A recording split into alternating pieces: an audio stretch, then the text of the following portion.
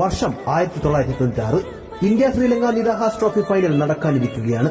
തലേന്ന് രാത്രി സച്ചിൻ ഗാംഗുലിയുടെ മുറിയിൽ പോയി പറഞ്ഞു, ദാദാ, നമ്മുടെ കോച്ചിന് ഒരു ഫോൺ കോൾ വന്നിരുന്നു. മാച്ച് ഫിക്സിംഗ് ബുക്കീസ് നാളെ ഇന്ത്യ തോൽക്കുമെന്ന് മുന്നറിയിപ്പ് നൽകി. എന്നെയും വിളിച്ച് ഓഫർ നൽകിയിരുന്നു അവർ. നിന്നെയും കോണ്ടാക്ട് ചെയ്തിട്ടുണ്ടെന്ന് എനിക്കറിയാം.